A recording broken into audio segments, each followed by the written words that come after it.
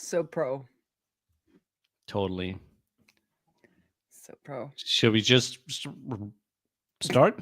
Let's do it. Okay. Welcome to Slow and Steady, the podcast where you get to follow along as we build products in public. Each episode gives you an honest peek into our lives, into our lives as we share our struggles, our wins, and everything in between. I probably just start from scratch. I'm sorry, I just kept on messing No, you it's, up. no, it's good.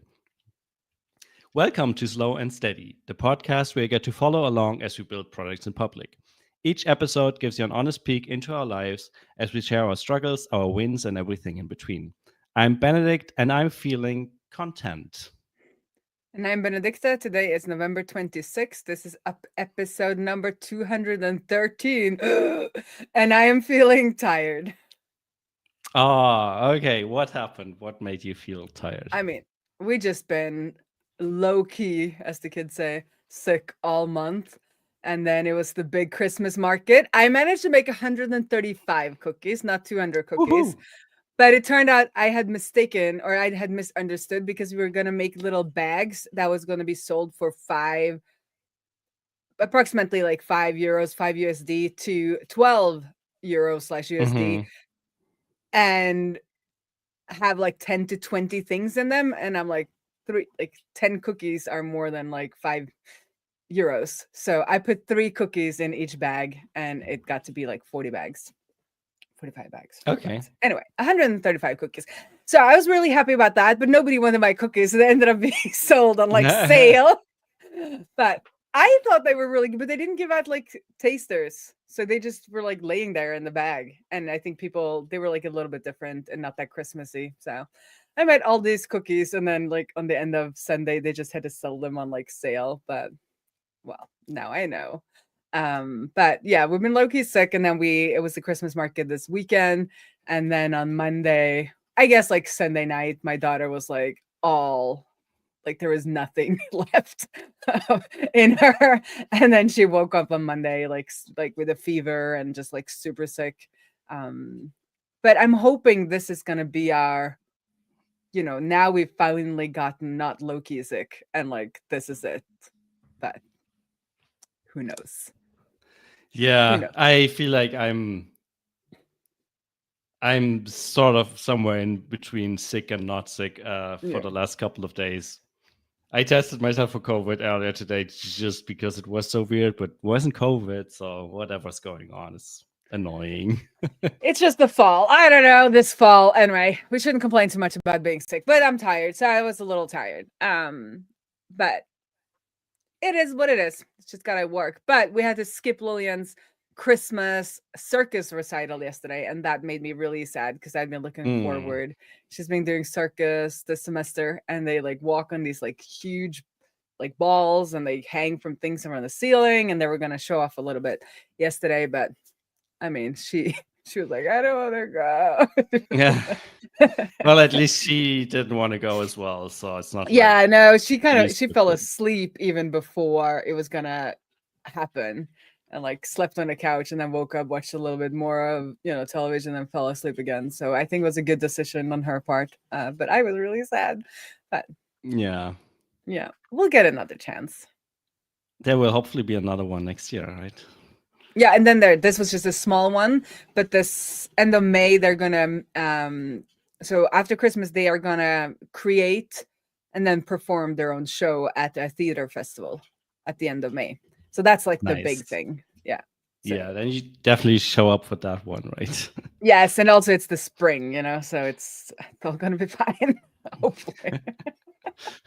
Fingers I'm crossed. just sorry for any listener who's like in a warmer climate. We're up here in like northern, I guess Germany is not northern Europe, but it's like mid, I guess. I just complaining about our fall where like everybody is sick, it's dark, the D vitamins are going down.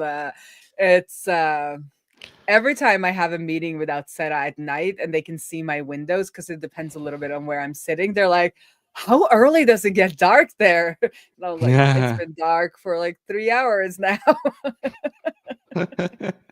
Yeah, I think sun's setting in an hour around here, but Yeah. The sun's actually out.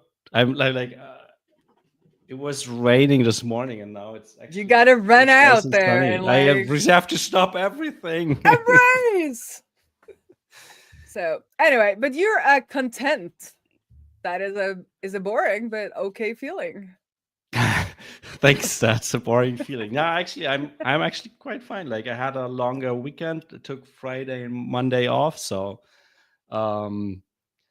properly relaxed, I guess. Well, by now I'm already catching up on calls. Like usually I have most of my calls with the team and everything on Monday, and Tuesday is for like a mastermind and just recording. And now I'm doing all of those calls today.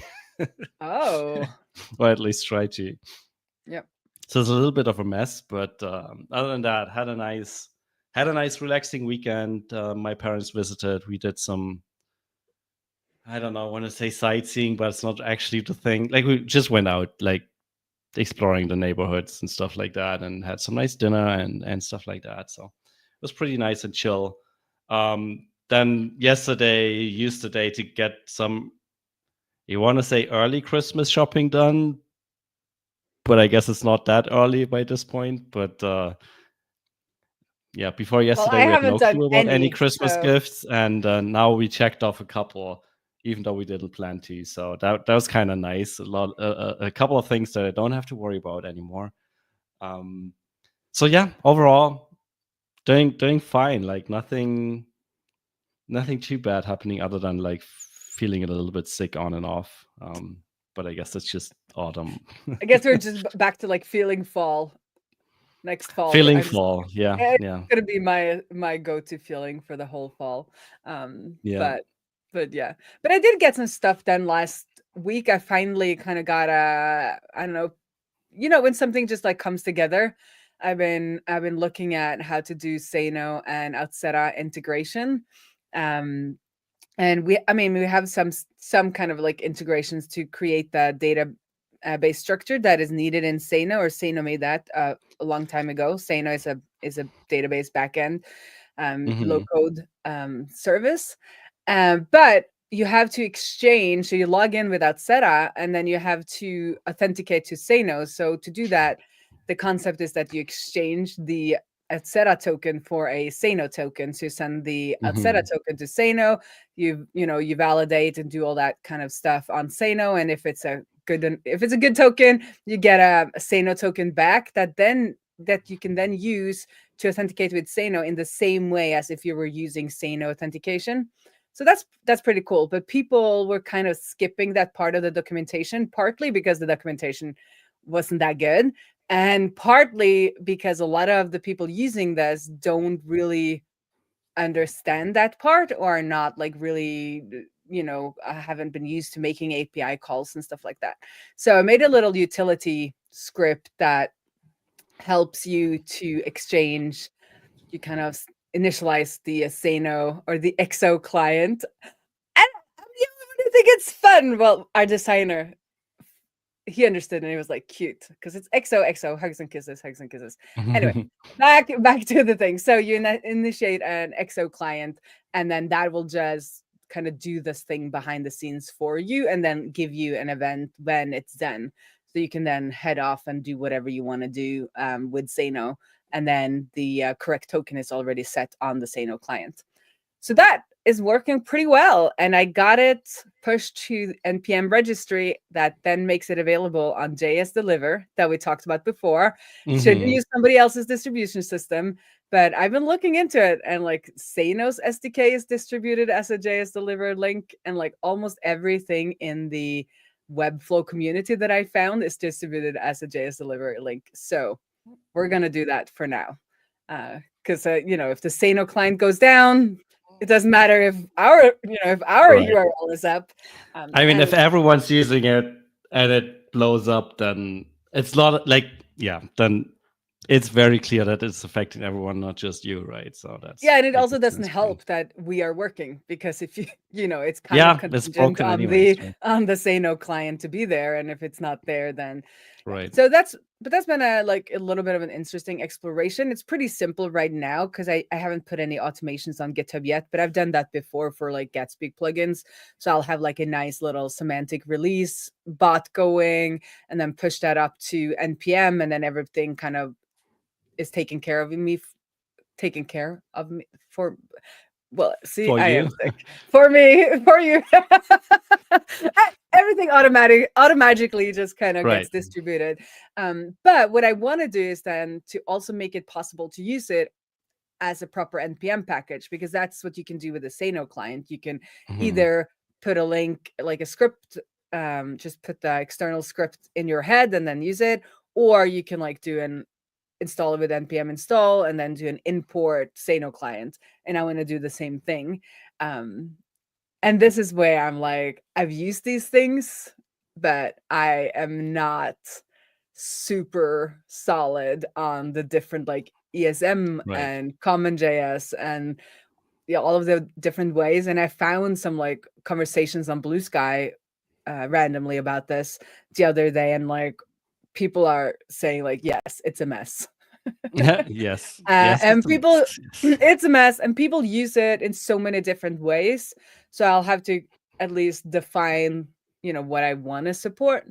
And I think I want to kind of support in the similar way that Sano does, so that we kind of have a little bit of feature parity there. That if you're using the Sano client, it's similar for the XO client. Yeah, so I'm going to start looking into that. But if anybody has any great resources on this, please send them my way, because I would love to like start a step up from where I am right now, Right. and with something that people can vouch for, because there's a lot of like article. I found like a little bit of resources here and there, but I don't really know if I can like trust the author behind the Mhm. article or behind the resource. It feels very much like this worked for me, but then it's like, is it actually, a solid pattern? Is it actually how it's And supposed this to is work? still working, right? This And is it article still, from yeah, last because a year lot is of these are still like, really old. yeah, I know the feeling. Yeah, because you have a script out there as well. Yes, Yeah. totally. Yeah. And I'm still not exactly sure what we're doing there. No, because it's one of those things where it's like a little bit set it and forget it, especially for a script like yours. And I reached out to the Fathom guys, Jack, because I know them a little bit, and I tagged him on Twitter and was like, how do you do things? And they were like, yeah, we just like build the script and then we push it up, and there's like no automation, there's nothing happening, because it's like the use case is kind of small. Right. Yeah. Yeah, and then I mean, we have a larger script in Outseta, but we don't support the npm approach. Like, we only have the script version because this was made for Webflow and Squarespace and all of those types of Right. scenarios. But I'm guessing like in the future we'll have to look at supporting more of the npm, at least because the Outseta embeds are React under the hood. So I would like to be able to expose them as React components that people could import, at least in their React projects. Right. And there are some things happening now where you can use the React component in like Vue, because you can like convert it to a web component. There are like people working on more like interoperability, so it could be good to have them as at least as some sort of component. So Right. I'm gonna head down this rabbit hole and see what I can find. Do you think there's a place for like, I don't know, it feels like this problem of like exchanging one token for the other is like, and it's a common theme, right? We talked about this with Xano, and I think you mentioned this with a couple of other tools as well in the past. Mhm. Do you feel like this is something that you as Outseta could just like either offer as like a core service of the platform itself, or at least have like a separate thingy that just like a separate service that does nothing else but exchange one token for the other? Yeah, so interestingly, Clerk has this kind of approach. A Clerk is authentication service and Right. React components. I think, do they have like a script version? I don't know, but Clerk, they have this approach where you can you can ask for a differently formatted JWT, like a JOT. Right. Yeah. So you can set up templates. So in their system, you could set up templates for different services, and then you can add your signing key there into Clerk. So then when you log in with Clerk, you could say like, Clerk get Supabase access token. Right. Supabase is one of the ones that they offer. Mm-hmm.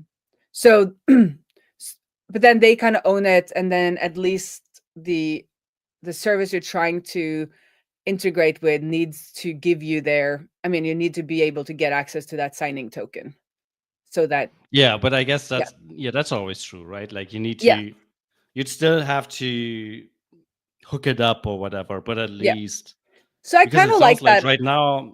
right now it sounds like people would have to host their own thingy somewhere Mm-hmm. that like still needs the tokens, but also needs to do the conversion and stuff like that. Yeah, And it sounds like this could be like, again, like either it's directly built into the product, but then it's like it's your it could be its own service. responsibility. Maybe But we I'm should like, make that, Benedict. We'll just yeah, make a service for exchanging I don't tokens. think the two of us should make it, but I could see this being a good thing, like an open source project supported by Outseta, where it's like it's Yeah. open source on GitHub, Yeah. and you maybe even run it somewhere, but people could contribute their own, Mm-hmm. like their own exchange scripts or whatever. Yeah. The And challenge is there are like a something little like bit that. of there are like with some services, because this is the thing, they all have their like little differences. Right, it's always a little bit Yeah, so strange, I'm right? gonna Yeah. test. I've been thinking about testing Clerks to make ours, so that if you use Clerk as your authentication, you could use Outseta for everything else, because we had a customer that wanted to do that, or Right. a person reaching out. So I was thinking about testing their kind of JWT template thing that they have, to see like how it actually works. But for Supabase, it could work. Yes, maybe for Supabase it could work. And then for Sano, but the interesting thing with both Supabase and Sano is that they are backends, so they have endpoints already. So what we've kind of done, or what Sano has done in Sano, is that they've created that exchange endpoint. So that For is like, Outseta specifically. for Or... Outseta specifically. So Yeah. you kind of just do a click, I want this endpoint, and then when you use my new XO client, this will happen behind the Right. scenes.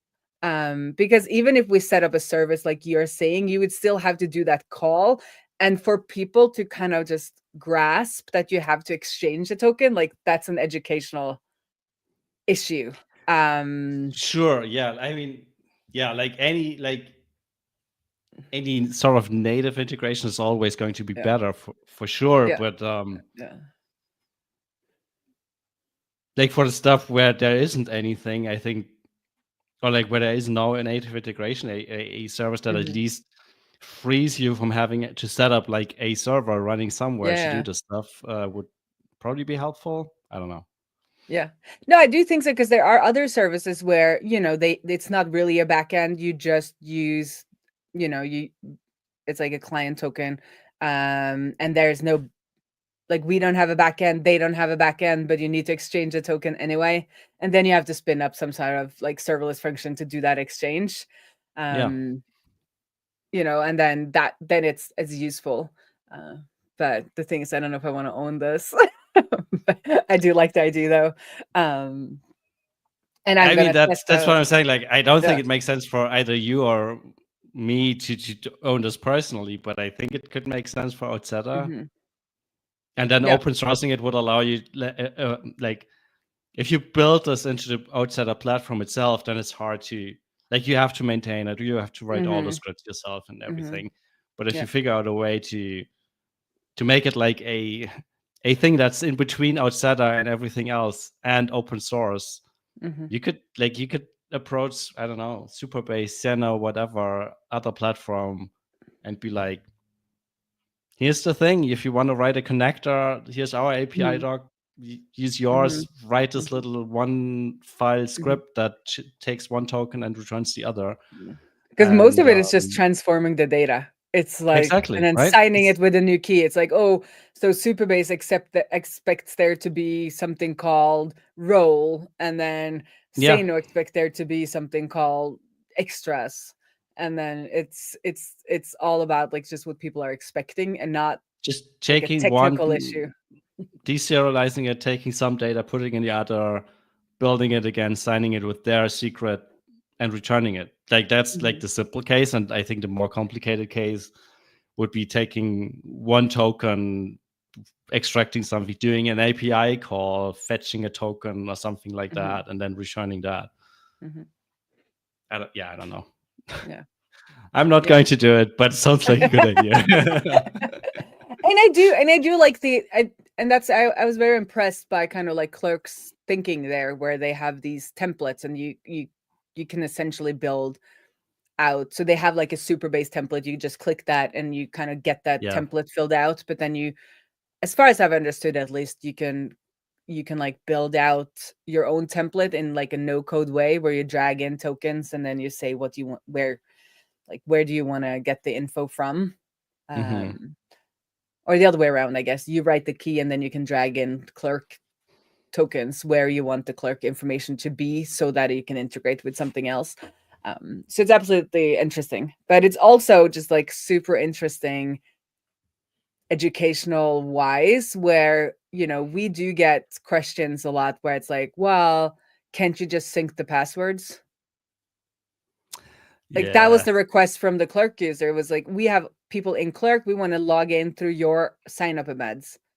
And it's like, well, that those are connected to our database, like with our passwords, and like there's no way where we can know what the passwords are from, like, and also that's not how it's done, right? This is not how we like do it. this is stuff like when you're like where you have to tell them like if that were possible, everyone would be in deep problems. But then right? you could say like, you mean we could have added like, so we could the other way around, like we could have, like we have Google, so we could have had Clerk and everyone else's kind of Facebook, Twitter, like social logins, just that, authenticating providers. We could do it that way, and then it would work because they want to use our form.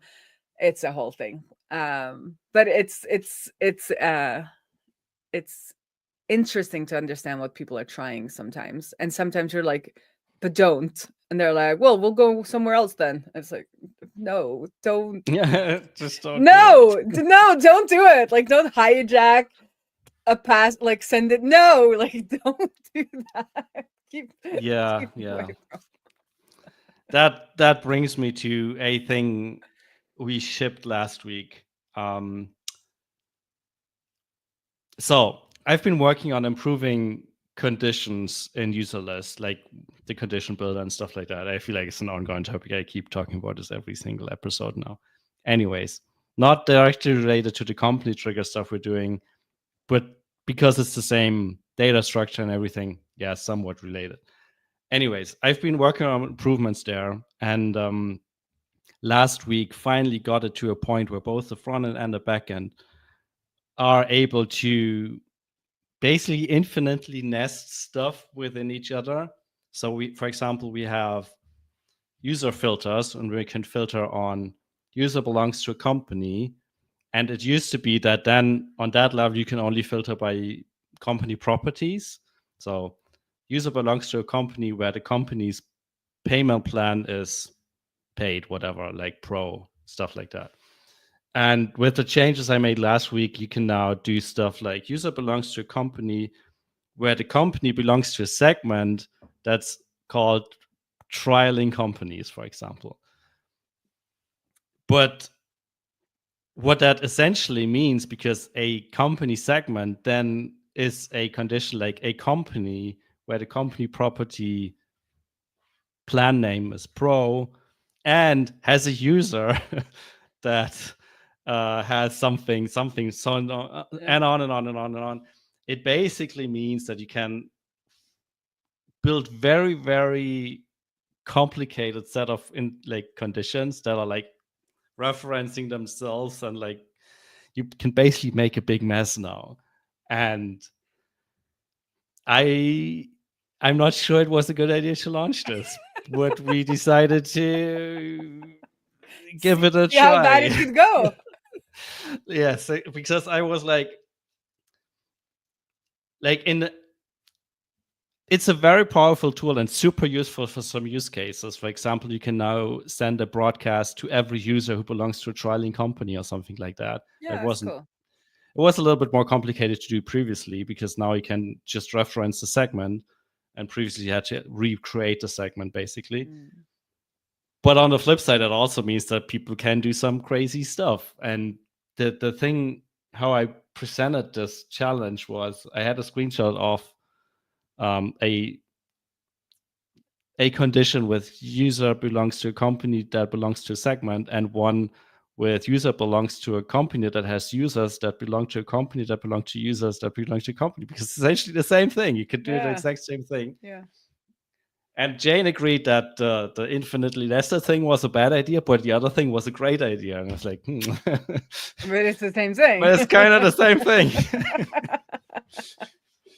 So, but anyways, we decided to give it a try and see what happens, because it is, if you use it right, it's useful, but I'm a little bit worried about what people might do with it. Yeah. But it is an interesting thing where you at any point could kind of make it less open by changing the UI, and people's old things could still work. Like you could still let it work in the whatever has already Yes. been saved, and the backend could still support it, but you can kind of like narrow the focus a little bit through the Yes. UI. And then maybe if you ever have a API for that, like you could open it again, because I mean, some developers obviously, but like you would think that if you know how to write code, you can like think more logically through circular dependencies and things that could happen there. Yeah, but maybe not. But maybe not. I was just catching myself. I was like, yeah, maybe not. And also we have, again, like I got the support ticket where it's like, this is not working. And I was like, but I was like, was this in our documentation? Because the thing is, and this is on us though, where it's not documented, and then they ask ChatGPT, I am pretty sure. And it was not even like remotely correct. Yeah. But that's the problem as well.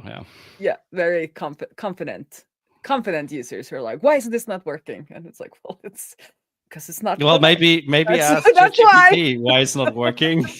Yeah. And ChatGPT is, yes, this is not working because the team at user list is a bunch of morons. No, but we're getting more and more, like I can see more and more people using that kind of stuff to understand how to do more complex things, usually within like a Zapier automation, some kind of automation where you can do where you can always like go, or not default, you can do an HTTP call. Like, you know, we have, for instance, we have a Make app and we have a Zapier app, but it's not complete, right? So sometimes you need to make API calls if you want to do what you want to do, or to be able to do what you want to do. And then I can see where they're then asking, you know, ChatGPT and something like that, and it's not working because it's not correct. Right. And so it's like super powerful, but also but also I was like, is this in their documentation? Because it looked very documentation-y. So I was like, if so, I need to go fix it. And he was like, no, it was not in your documentation. I was like, okay, that's at least good. Maybe we need to document it so ChatGPT knows how to answer your question. Right. Yeah. Maybe maybe we should start like having like in itself, just like having a documentation about how stuff works. Have a list of things that don't work whatsoever. Yeah. So just so the AIs will pick up on it and not try to convince people that this is in theory possible, because because A is possible by reasoning, B should be Mhm. possible as well, where it's not necessarily the case, right? Yeah, maybe we can do. We did this in the olden days for like Google, where we had little tags that we would hide that would only show to Google or to like Right, search engines, and then they got smarter and they stopped paying right. attention to the stuff we hid and only tried to show to search engines. But it would be nice if you could have like a little like AI extra where it's like, do not, or like Please keep don't in mind answer. that. Yes, yeah. Like this is alpha. Please don't take it as gospel, Mm-hmm.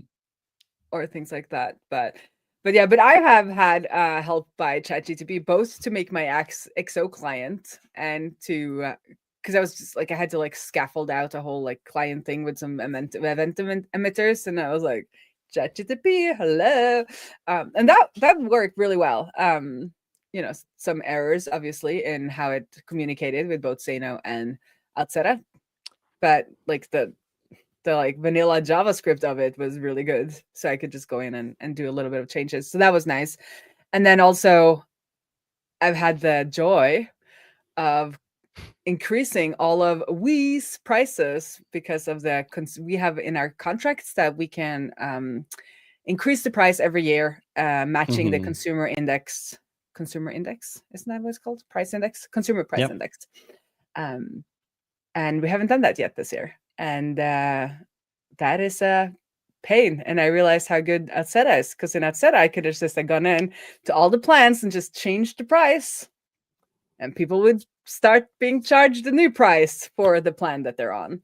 But in Stripe, you have to create, and you know this, but I'm just going to say it anyway. You have to create a new price for every product, and then manually or with a script, but I call that manually, move everybody from the old price to the new price. And we want to do this from December 1st. And I mean, now it's almost December 1st, but I was working on this last week, and we don't want to upgrade anyone, any invoices going out before December 1st. So then in Stripe, you have to use the new plan or subscription schedule feature. So you say, okay, I want to create a schedule, and there you have to have the current schedule, and then you have to put the new schedule in there that then takes effect from December 1st. It was a whole thing. ChatGPT and I were on good terms for most of this. Figuring it out? Okay. We were figuring it out, but ChatGPT did not have a good grasp on subscription schedules. So I had to read the documentation myself and actually write most of that myself. But Right. it was still nice to have somebody to go back and forth with. But what a pain. Like Stripe, I understand under the hood that they need to have like different price IDs, but like could they not in their UI have let us be like, this price is going to be this price from December 1st? That would have been awesome. Yeah, at least have a way to like even duplicate with like a button where you can click it and say like this is like 5% more from this date or something like that, and migrate everyone over. That would be useful for sure. Yeah, but I guess that is part of what makes Atsena and services like ours interesting for people, because then you can do those things without having to like recreate all the prices, because we do our invoices, we do all the calculations, and then we send, or Atseta sends invoices through Stripe, so we don't use the like product and price IDs, so we can just send an invoice for whatever we want. Right. Yeah, I mean, I kind of get why they're doing it like they're doing it, but also it's not super convenient for you as an end user. Yeah, kind of. Yeah, totally get it. Then I was chatting with somebody on Blue Skies, like maybe just use usage-based pricing, and then you can just increase just call the usage like consumer price index, and then every year just like yeah, that will work as well, I guess.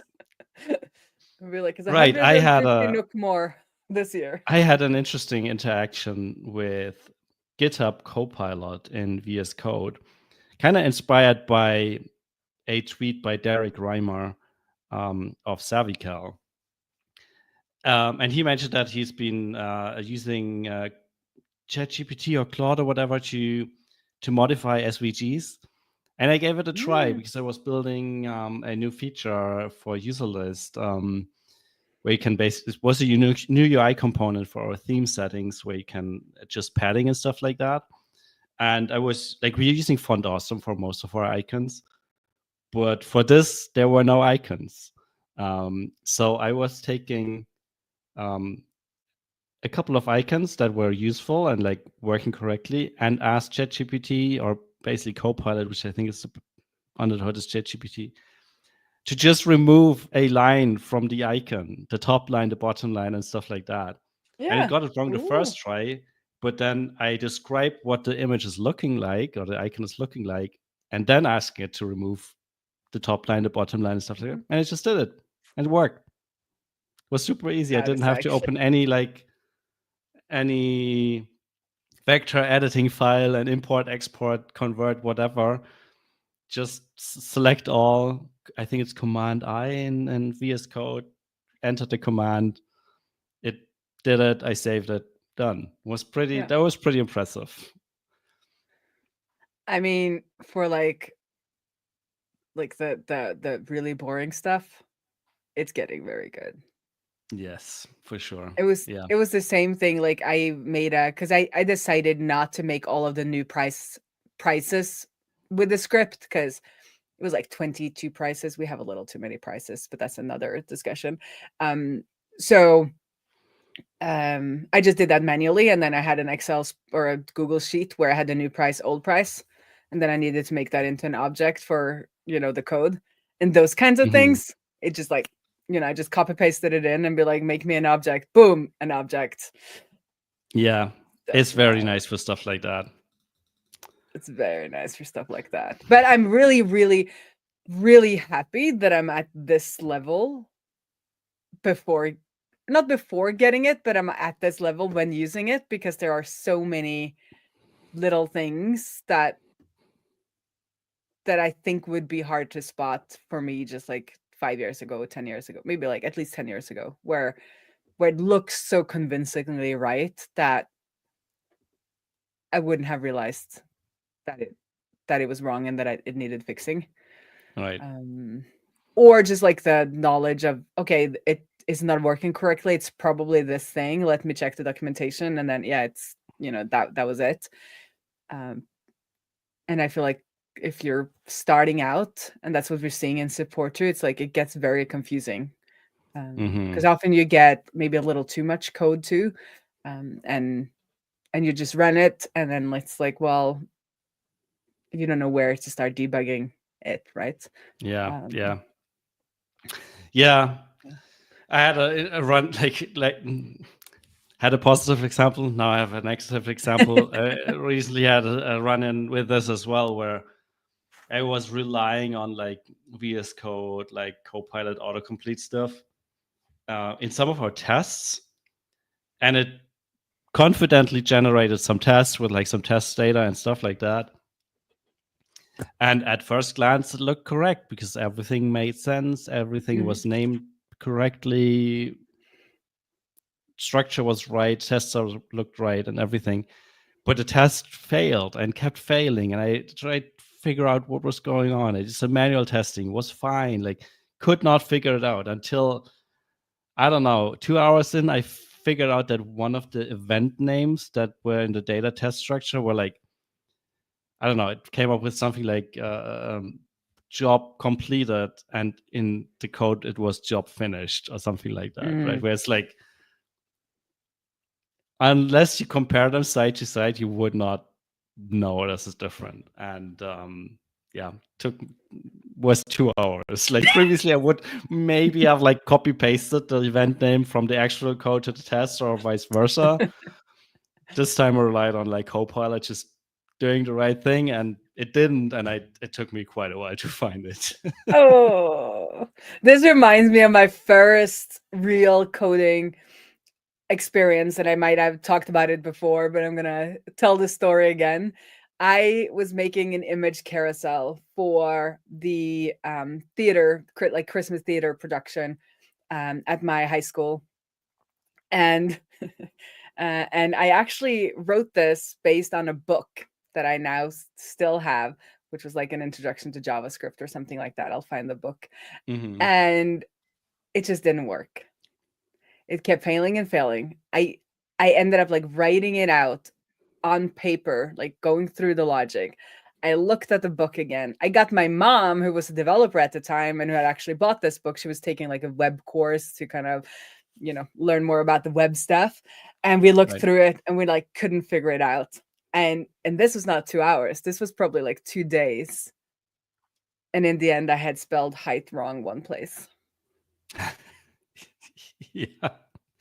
It's always stuff like this, right? It's like ridiculous stuff like that. But it reminds all me. but it did teach me though. Like I still to this day, if something is wrong and I don't understand, like if I can't like understand what is wrong, I copy paste variables all the way down, or I like do like a control find to see if it actually finds everyone, or like I do these like basic things just to make sure that it's not like my dyslexia like messing this up, but it's actually, I mean, you don't have to be dyslexic to do these errors, but I've done them so many times after this one first like crucial incident that I never think that like, oh, I got that part right. Like I never expect that. I like always double check that before I go into further debugging. But yeah. Fun. Yeah. Yeah, like now that we're like talking about horror stories with debugging code, another thing happened recently. I was working on our website, the marketing website for Userlist, and it's built on a static site generator. It's using, I think it's using ESBuild to build JavaScript and style sheets and stuff like that. And when you run it in development mode, it's just like this watch server where it just recompiles whenever you save a file. And I was working on a change, and it was super weird. Like I saved the file and it would compile, but then throw a bunch of errors of like, I think I was referencing icons on the disk, and it was always complaining that the files are not present on the disk. And it was only happening with WebP files. Like, so the thing I was trying to do basically was converting larger PNGs to smaller WebP files. It just did not work. I could try whatever I was doing. I was trying to do but it was always complaining.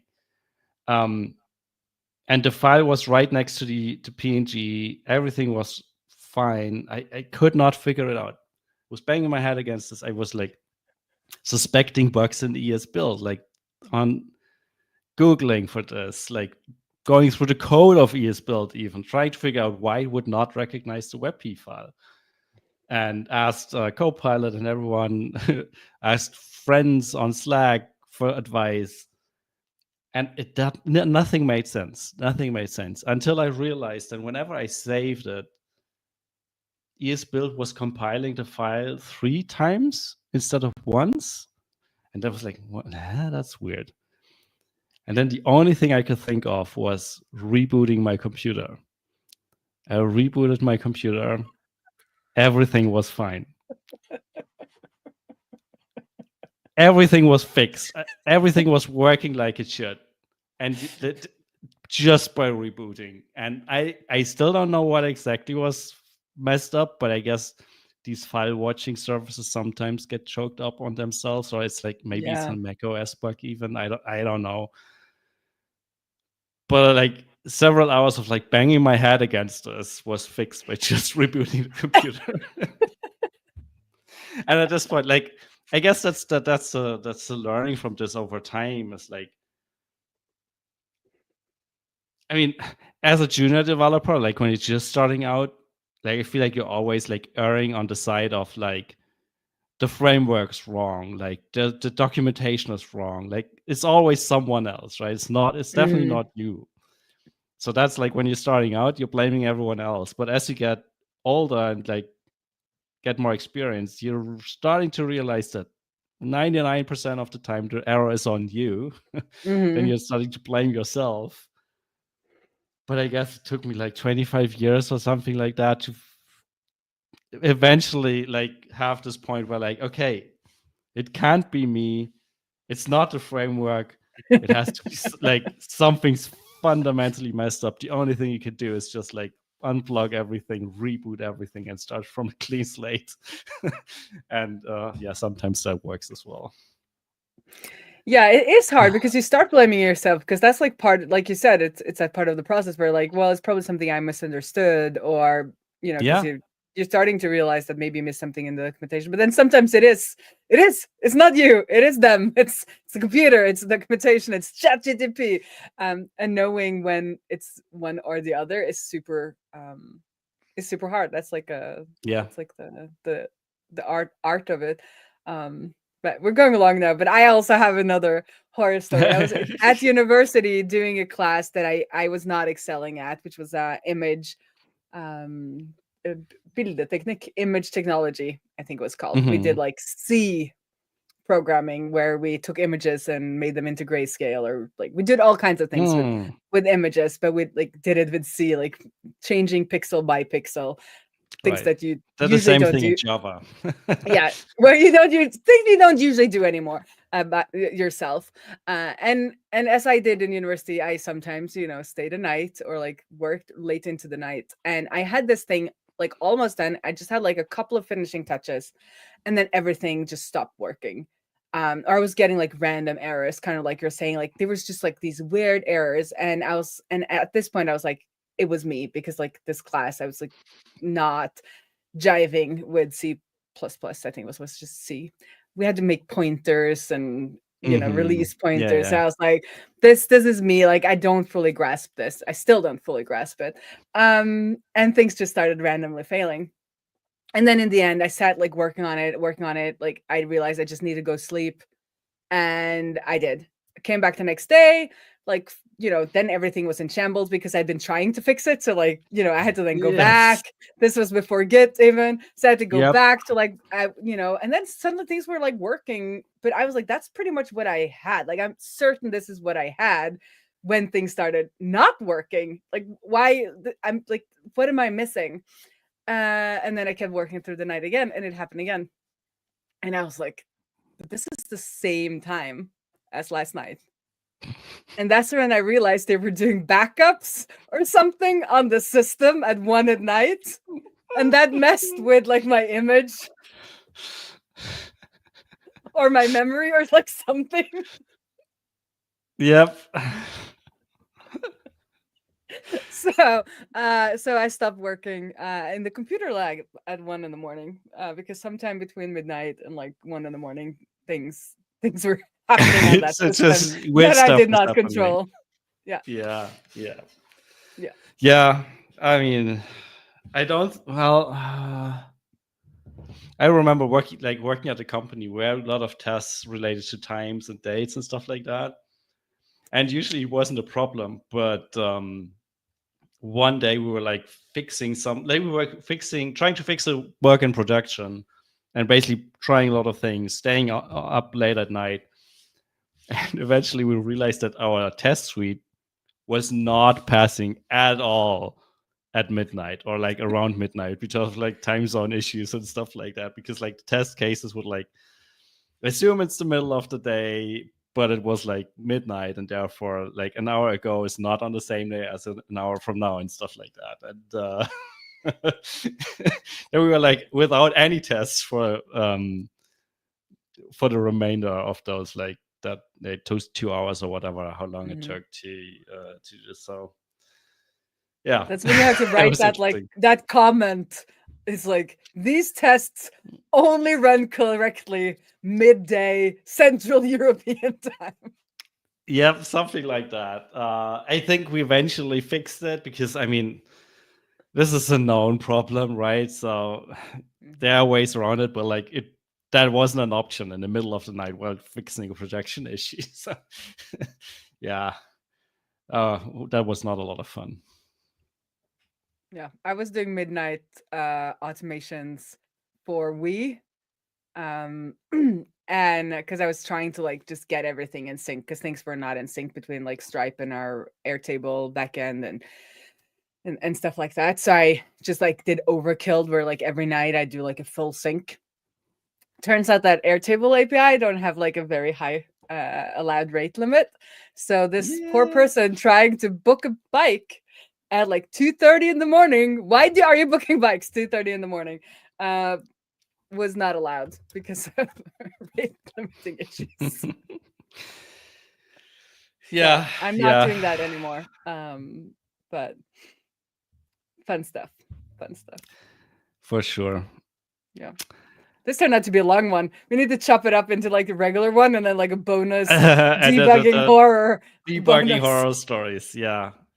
Yeah, I don't know. I think we should just cut it short like just stop here. I in theory still have some updates, but I think they will be good for next week or like the next recording as well. So thanks for listening to our debugging horror stories, and talk to you on the interwebs.